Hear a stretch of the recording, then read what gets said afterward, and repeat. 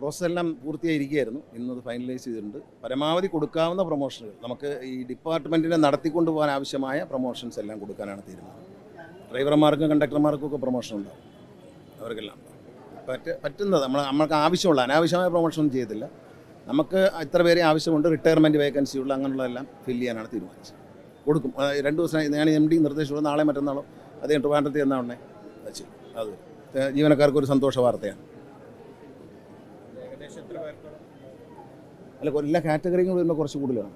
അറിയാൻ നല്ലൊരു സാമ്പത്തിക ബാധ്യതയുണ്ട്, എന്നാലും നമ്മൾ ചെയ്യാം. കാരണം ഇത് റിട്ടയർമെൻറ്റ് ഒരുപാട് വരെയാണ് ഈ വർഷം.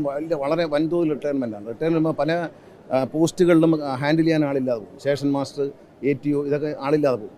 അപ്പോൾ അതുകൊണ്ട് അതായത് ഈ പ്രൊമോഷൻ കൊടുക്കുമ്പോൾ ശ്രദ്ധിക്കേണ്ട ഒരു കാര്യം എന്ന് വെച്ചാൽ, ഈ ഒരു മാസം കഴിഞ്ഞ് റിട്ടയർ ആകാൻ പോകുന്ന ഒരാളിന് പ്രൊമോഷൻ കൊടുത്താൽ അയാൾ ഒരു ജോലിയും ചെയ്യില്ല. ഇപ്പോൾ നമുക്ക് കിട്ടിയൊരു ഗുണം എന്ന് പറഞ്ഞാൽ ATOമാരിൽ പലരും ചെറുപ്പക്കാരാണ്. അവർക്ക് 2034 വരെ 35 വരെയൊക്കെ സർവീസുണ്ട്. അപ്പോൾ അവർ ആ റെസ്പോൺസിബിലിറ്റിയോടെ ചെയ്യുന്നത് കൊണ്ടാണ് KSRTC നന്നായി പോകുന്നത്. സാധാരണ റിട്ടയർ ചെയ്യാൻ ഒരു മാസമുള്ള ആളിന് പ്രൊമോഷൻ കൊടുക്കും. DTO ആയിട്ട് അദ്ദേഹം മേളിൽ കയറിയിരിക്കും, താഴെയുള്ളവരെ ജോലി ചെയ്യാൻ സമ്മതിക്കത്തില്ല. ഇദ്ദേഹത്തിന് പെൻഷൻ വാങ്ങണമെന്ന് പറഞ്ഞ് ജോലി ചെയ്യാതിരിക്കും. ഇതാണ് KSRTC കഴിഞ്ഞ കാലങ്ങളിൽ സംഭവിച്ചുകൊണ്ടിരുന്ന ഒരു അബദ്ധം. ഇപ്പോൾ അതില്ല. ഇപ്പോൾ പ്രൊമോഷൻ കൊടുക്കുന്ന ഒരുവിധം ഒരു വളരെ ചെറിയൊരു പെർസെൻറ്റേജ് വെച്ച് ബാക്കി എല്ലാവരും ലോങ് പീരീഡ് 1 വർഷം 2 വർഷം വരെ മിനിമം ഉള്ള ആളുകളാണ് വരുന്നത്.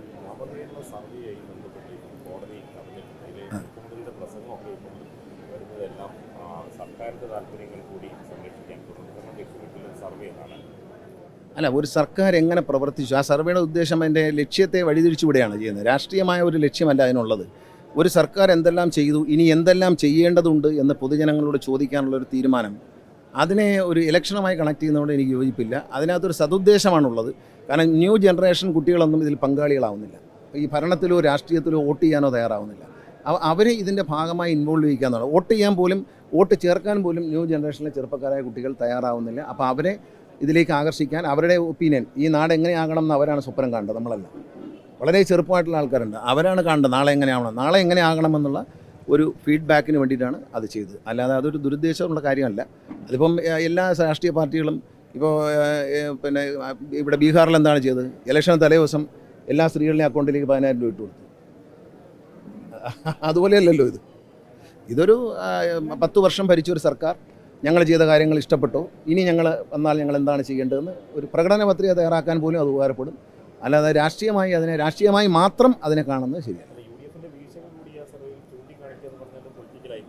അല്ലേ, വീഴ്ചകൾ ഉള്ളതുകൊണ്ടാണല്ലോ. കാരണം ഇത്രയും വികസനങ്ങൾ ചെയ്തിട്ട് ഞാൻ ഇവിടെ ഇരുന്നപ്പോൾ തന്നെ പല ബസ്സുകളും വന്നു പോയി. അതിന് പുറത്ത് പരസ്യങ്ങളാണ്. 5 ലക്ഷത്തിലധികം വീടുകൾ പാവപ്പെട്ടവർക്ക് വെച്ചു കൊടുത്ത സർക്കാർ, 5,50,000 പട്ടയം കൊടുത്ത സർക്കാർ. മോശം സർക്കാരാണ്. ഈ UDFൻ്റെ അവസാനം ഉമ്മൻചാണ്ടി സർക്കാരിൻ്റെ കാലത്ത് നിങ്ങൾ അന്വേഷിക്കുക, ഒരു ഭവന പദ്ധതി പോലും ഉണ്ടായിരുന്നില്ല. ഈ ലൈഫ് എന്ന പദ്ധതി കൊണ്ടുവരുന്നത് 1ാം പിണറായി സർക്കാരാണ്. അതിനു മുമ്പ് യാതൊരുവിധ കേന്ദ്ര ഗവൺമെൻറ് കൊടുക്കുന്ന പിന്നെ പ്രധാനമന്ത്രി ആയിട്ട് കൊടുക്കുന്ന വീടുകളാണ് വെച്ചിരുന്നത്. അത് SC ST വിഭാഗത്തിൽപ്പെട്ടവർക്കാണ് കൂടുതലും കൂടി. ജനറൽ വിഭാഗത്തിന് വളരെ കുറവായിരുന്നു. അങ്ങനെ തുച്ഛമായ നമ്പർ വീടുകളാണ്. മുനീറായിരുന്നു അന്ന് പഞ്ചായത്തിൻ്റെ മന്ത്രി. അദ്ദേഹം പലപ്പോഴും നിർബന്ധിക്കാറുണ്ട്. ഞാനും അദ്ദേഹവും പറയുന്നുണ്ട് വീട് വെച്ച് കൊടുക്കണമെന്ന്. അതുപോലെ തന്നെ അതിന് മുമ്പിരുന്ന സർക്കാരിൻ്റെ കാലത്ത് തുടങ്ങി വെച്ച വീടുകൾ തീർക്കാൻ പോലും ഉമ്മൻചാണ്ടി സർക്കാർ തയ്യാറായില്ല. അങ്ങനെ ഒരു സമരം ഉണ്ടായിരുന്നു, അത് മറക്കരുത്. VSൻ്റെ സർക്കാർ അവസാനിച്ചപ്പോൾ വീടുകൾ തറ കെട്ടിയിട്ടിരുന്നു. അതിന് ഫിനിഷിങ്ങിന് പൈസ കൊടുക്കാൻ പറഞ്ഞു. അതാ സർക്കാർ UDF സർക്കാർ കൊടുത്തില്ല. മാത്രമല്ല അതിനെ തുടർന്ന് അത് കൊടുത്തില്ലെന്ന് മാത്രമല്ല, അതിനെ തുടർന്ന് ഒരു ഭവന പദ്ധതി 5 വർഷവും ഉണ്ടായിരുന്നില്ല. തർക്കിക്കാമോ VD സതീശന്? അല്ലെങ്കിൽ ആർക്കെങ്കിലും തർക്കിക്കാമോ? ഞാൻ പറയുന്നു ഇല്ലായിരുന്നു. ഞാൻ ആ മന്ത്രിസഭയിൽ ഉണ്ടായിരുന്ന ആളല്ലേ.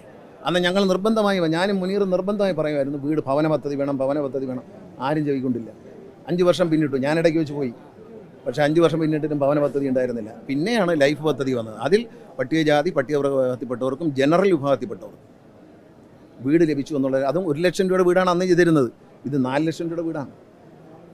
ആ വ്യത്യാസമുണ്ട്. 4 ലക്ഷം രൂപയുടെ വീടാണ് ഈ 5 ലക്ഷം വെച്ചു എന്ന് പറയുന്നത്. 5 ലക്ഷം വീടുകൾ കൊടുത്തു എന്ന് പറയുന്നത് 4 ലക്ഷം രൂപയ്ക്കുള്ള വീടാണ്. അല്ല, 1 ലക്ഷം രൂപ അന്ന് കൊടുക്കാനുണ്ടായിരുന്ന 1 ലക്ഷം രൂപയാണ്. ആ 1 ലക്ഷം രൂപ തികച്ചു കൊടുക്കാത്തതുകൊണ്ടാണ് അടിത്തറ കെട്ടിയിട്ടിരുന്നത്. അവർ പലരും വളരെ സ്വന്തം നിലയ്ക്ക് അവസാനം എങ്ങനെയൊക്കെയോ അവർ കഷ്ടപ്പെട്ട് തീർത്തു. അവർ സമരരംഗത്തുണ്ടായിരുന്നു. ഉമ്മൻചാണ്ടി സർക്കാർ ആദ്യം അധികാരത്തുമ്പോൾ അവർ സമരരംഗത്തുണ്ടായിരുന്നു. ആ സമരത്തിൽ അവർ നടത്തിയ സമരത്തിൽ UDFൻ്റെ പല നേതാക്കളും പങ്കെടുത്തിട്ടുണ്ട്. ഞാനും പങ്കെടുത്തിട്ടുണ്ട്, മന്ത്രിയായി വരുന്നതിന് മുമ്പ്.